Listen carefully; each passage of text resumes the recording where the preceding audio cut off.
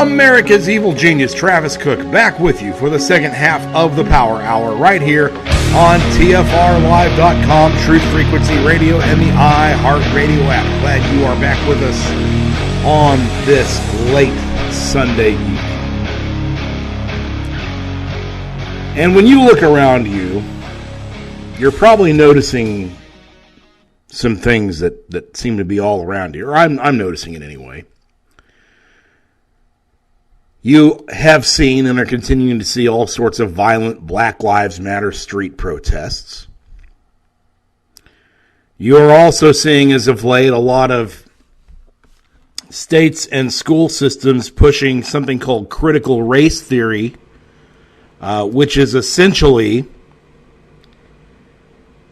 the social justice warriors' attempt to enshrine in the educational establishment the idea that America is bad, its history is bad, and that basically white people are bad, for lack of a better term, and is basically a racist and Jim Crow approach to teaching history and civics. You're also seeing a lot of places in the country trying to stand up against that. We've even had that here in the St. Louis area over the last week. There's a school district called the Rockwood School District out in southwest St. Louis County that's had a heck of a fight over that in the last week. It seems that some concerned parents who during the pandemic have been keeping tabs on what their kids are being taught have been horrified at some of this teaching that their kids are getting, or the miseducation they're getting about American history or race in this country. And they've been pushing back against it. There's been situations where the teachers and folks in the school were, emails were discovered where they were hiding lessons from the parents, and there's been threats to the teachers from parents, and invective going back and forth, and a heated school board meeting, and it's all been coming to a head out here. And if you look around the nation, you're seeing similar things elsewhere. We're also seeing out of Washington almost every day calls from the left to invest all sorts of money in so-called underserved communities. Joe Biden's infrastructure plan has a little bit to do with infrastructure, but really it has a lot to do with pouring money and make-work projects into urban America. So you're seeing these sort of things happen all over the place. But there's one central idea that all of these things have in common. That the violent Black Lives Matter street protests, the pushing of critical race theory, the pushing of sending resources and programs and social spending into urban communities. There's one central tenet, one central idea that goes through all of it. One central idea that's at the crux of not only the violent hoodlum in the streets who's at a Black Lives Matter protest, but also the politician in a three-piece suit on Capitol Hill who's demanding higher taxes, and that school administrator or educator who's demanding a more equitable and inclusive type of education. There's one thing that links them all together. One idea that links all of these people together. And that one idea is, that one thread is the idea of systemic racism. In other words, the idea that there is a racist system of some sort in this country that prevents minorities, and specifically blacks, from being able to be successful. That's what is the thread that runs through all of these different initiatives and efforts.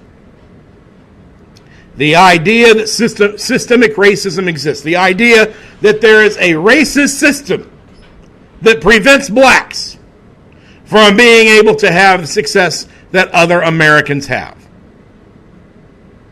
We are constantly told we need to fight systemic racism. Is that not right? Well, let's have an honest discussion about it. We know what systemic racism is defined as. I've basically given you a loose definition of it. But let's ask the question. Does systemic racism actually exist in America? Is there an actual system of any sort that prevents blacks and minorities from being successful? Let's consider that. Now, the first thing that comes to mind when I take a step back and try to analyze this question is that I can look around and see a lot of blacks who have been very successful in America. Certainly some of them have a great deal of fame, your Oprah Winfreys, your Michael Jordans, your Barack Obama, as much as I hate to say it, Herman Cain, Clarence Thomas, the Supreme Court Justice, Candace Williams. But far beyond just the famous African Americans that we see in America today who have been tremendously successful, there's a great many more that you and I probably don't even know the names of.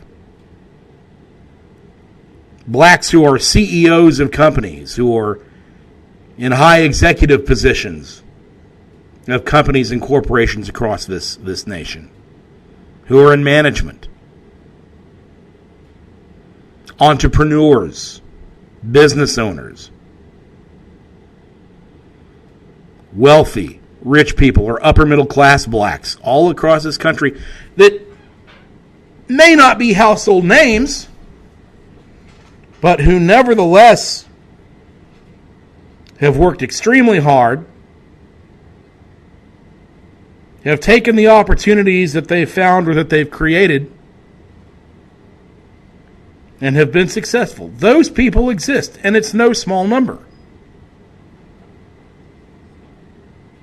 So, if those people exist, if there are successful African Americans in this country, some of them extremely successful, then how can systemic racism, the idea that there's a system that keeps blacks from being successful, how can that idea be truthful? How can that exist?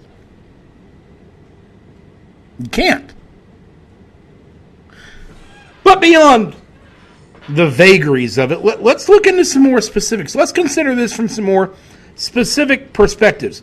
Because we are always told that, again, there is a system in this country. America is created to where the African American, the black, the minority absolutely cannot succeed. That is what we're told.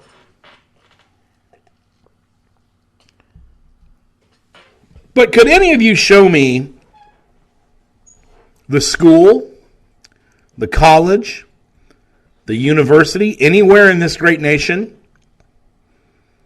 that does not allow blacks inside of its walls? They don't exist. That sort of thing does not exist. It existed at one time in our country, yes, but it does not exist now. And it has not existed for many, many years. Is there a job or an employer or a company somewhere that has a sign on their front window saying, "Help wanted, blacks need not apply"? Have you ever seen that at any point in the last 50 or 60 years in the United States of America? No, you haven't. Those companies do not exist. In fact, usually in the corporate world and in the business world, you see the exact opposite of that. You see vice presidents of diversity. You see departments that do nothing but deal with diversity and inclusion. You see companies and corporations from the smallest to the highest level in the country engage in recruiting efforts among blacks and minorities. You see that all the time. So that doesn't jive with the idea that there's some sort of system that's put in place to keep blacks down, when it certainly seems, at least in modern times, that a great many people, a great many institutions, a great many companies, a great many schools and universities and colleges are going out of their way to include minorities, including blacks. We are so often told, of course, that efforts to strengthen our voting laws are somehow racist in nature, that having stronger voting laws and requiring ID will somehow negatively impact blacks in America. But there again, have you ever seen a license bureau, the place where you can get a driver's license or an ID card? Have you ever seen a license bureau anywhere in America that has a sign up front that says whites only? No, you haven't. It doesn't exist. Have you ever seen on election day a polling place anywhere in this nation that had a sign out front that said only whites can vote here? Have you ever seen that? No, you have not. It doesn't exist. Now again, most of the things I just mentioned have existed in our country at one time. But they don't exist now, and moreover, they haven't existed for a couple of generations. I mean, stop and think about it. If you are under the age of 60 years old, which, let's face it, most people in America are, if you are under the age of 60, you have never, ever seen that type of Jim Crow-like segregation. You've never seen it. You know it exists. We've read our history books. We understand the history of our country, but you've never seen it. You've never lived through it. You've never engaged in it. And if you are black and under the age of 60 years old in this country, you have never been affected by it in any way, shape, or form.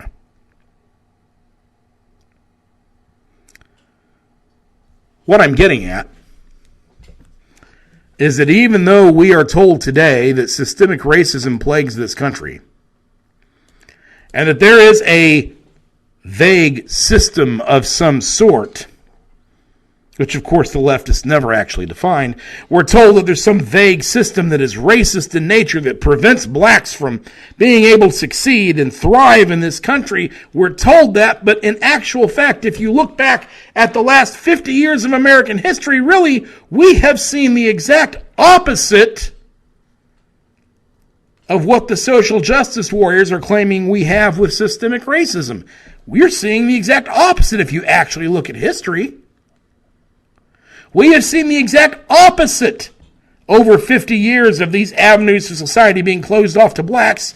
Instead, we've seen massive efforts to open up these avenues of society to blacks and other minorities. 1964, we got a Civil Rights Act. Now, of course, by now, in 2021, we're all so familiar with the Civil Rights Act, and it's been ensconced for so long that we don't really think a great deal about it as citizens. I don't think. I believe it's just become such a part of the American tapestry that we don't really think about it beyond a cursory level. But consider something. With all of the grievances that the civil rights community had in the early 60s, a Civil Rights Act was carved out and passed legislatively and enacted.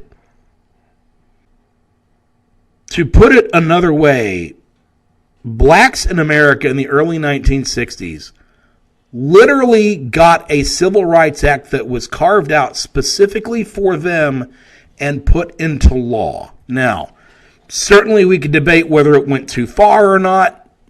That's an interesting discussion, but I'm not even interested in going there today. Because whatever you think of it, in 2021, there is absolutely no effort anywhere in the political spectrum to overturn the Civil Rights Act. That's not going to happen. Nobody's pushing for that. It's there and you have it, okay? But consider something. Blacks got this Civil Rights Act carved out specifically to meet their grievances in the early 1960s. And yet, we've had other aggrieved minorities in America's past. The Irish, the Germans, Eastern Europeans, various groups from the Asian communities. All of which suffered discrimination. All of which were the lowest on the totem pole at one time in this country. We've had all of these groups come in, and all of these groups dealt with discrimination and bad feeling and so forth, and yet none of those other minorities in our history got a Civil Rights Act carved out and enacted and enshrined in law for them. Only the blacks got that. And I'm not even saying that the blacks shouldn't have gotten it, but it is interesting to note that they got this where nobody else did. Where Irish didn't get this consideration, Germans didn't get this consideration, Eastern Europeans didn't get this consideration, Asians and Chinese and Japanese and Vietnamese never got this consideration. And yet, if you look at what has happened over time in all of those minorities, they all, by and large, have assimilated into American society, have been very successful, and no one even thinks about discrimination against those groups anymore because it really doesn't exist to any significant level. Now, what's the difference here? Why is it, or how is it that the Irish and the Germans and everybody else suffered discrimination at one time, but now they don't, and now they're as successful as anybody else? How did that happen? Well, the way it happened, and your average modern educational establishment will not want to tell you this, the way it happened was back in those times when they were being discriminated against, when they were the low man on the totem pole, they traded amongst themselves. They learned skills among the lowest parts of the ladder in jobs and so forth in society. And they built wealth over time. And when they built wealth over time, you know what happened? All the other folks in America that didn't really like their race too much, they set it aside because they knew there was an opportunity to make money working with them and dealing with them. That's what happened. I mean, there's so many people out there that want to get rid of racism and discrimination and so forth, and so many of them fail to realize that the best way to combat racism and discrimination is good old-fashioned capitalism and good old-fashioned greed. The most bigoted person in America will set aside their bias if there's a great opportunity to make a lot of money for themselves. We've seen it time and again, and it worked for all of these other minorities. And as we've shown you on this program before, it was happening within the African American community before the 1960s. And then the Great Society came along and ruined all of that. So we've seen a Civil Rights Act that was carved out for the blacks in this country. No one else got such a thing. After that, we've seen decades of affirmative action in this country, making sure that blacks had access to all kinds of jobs and schooling and universities and so forth. The aforementioned diversity and inclusion departments and programs all over this country. Again, the Irish never got that. The Germans never got that. The Asians never got that. But the blacks got that in the 20th century. So, if we're trying to say that there's a system out there that's been constructed to work specifically against blacks, well, if so, that system's doing an awfully poor job of it because that system seems to have gone out of its way to be inclusive of blacks and to great success. But of course, we will be told that there are disparities out there that prove this systemic racism. Disparities in police shootings, which really there aren't. Disparities in incarceration, disparities in wealth, disparities in home ownership, disparities in this and disparities in that. All kinds of disparities that on their own demonstrate beyond any doubt this systemic racism actually is a thing that exists. But again, is that so? It's a very common phrase you hear in the statistical community. You've probably heard it at some point. Correlation does not equal causation. That means that just because you see a certain statistic doesn't necessarily mean that the statistic you see has the obvious cause that you're being led to believe. So if you see that someone says the sky is blue on 100% of the days that end in Y, does that mean that the fact that the day ends in Y is what's causing the sky to be blue? No, it's just two things that happen at the same time. One does not cause the other. So if we look at something like, let's say, police shootings in Black America, since that's something everybody wants to talk about these days, they claim there's a disparity in that. There's really not. More whites are killed by police every year than blacks. But then your critics will go and say, well, no, you've got to break it down by the lower percentage of blacks in America and so forth. They always are trying to fudge the numbers. But then you get to the point of realizing that there is far more violent crime, a far higher percentage of violent crime among black communities than there are other communities in America. And as such, that necessitates or that results in more police interactions and therefore more incarceration and therefore, on a per capita basis, more police killings. So if you know that, does that fact on its own mean there's systemic racism? Or can we look at the fact that there is such a higher percentage of violent crime within the urban American communities and say, no, there's no system that did that. That is instead the result of individual decision making. There is no system out there that is forcing an urban criminal to murder somebody. There is no system out there that is forcing an urban criminal to carjack somebody or rape someone or to threaten a cop with a gun. That's the individual making a bad decision, making a choice.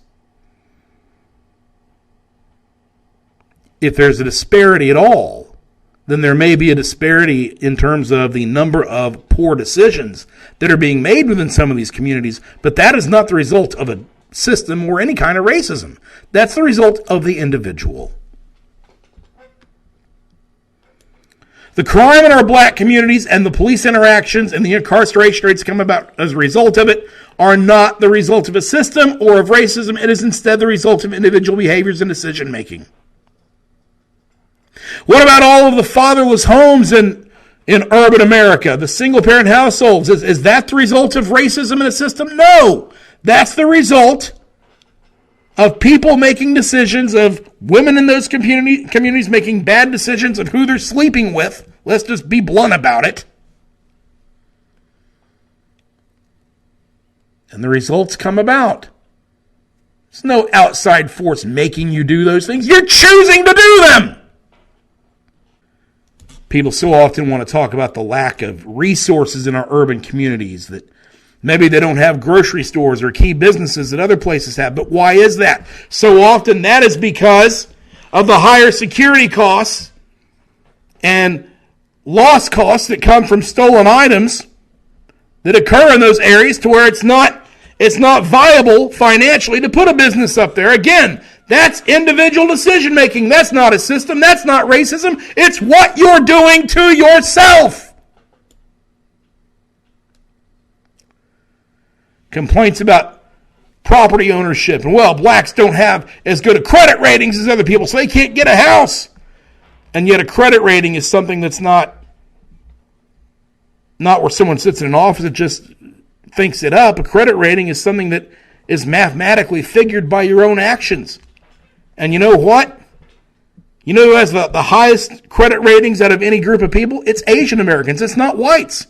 Asians do better than even we do. Maybe we all should be looking to Asians and saying, hey, what can we do that they're doing? But there again, it comes down to individual decision making. We do not suffer in America from any sort of systemic racism. And these disparities are not explained by some system. They are explained instead by individual decision making. Lack of resources are explained by individual decision making. Funds in these communities are explained by individual decision making. They complain they don't have the money for their schools, but who funds the schools? Your local area does. If you don't have a tax base, that's not anybody else's responsibility but yours.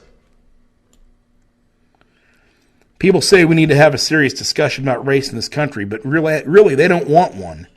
Because if you have a serious discussion about race and systemic racism, the only result is you're going to have to accept some truths and some facts that you might not want to realize. This is Travis Cook. God bless you once again. We'll see you next Sunday night. America's Evil Genius signing off. Good night.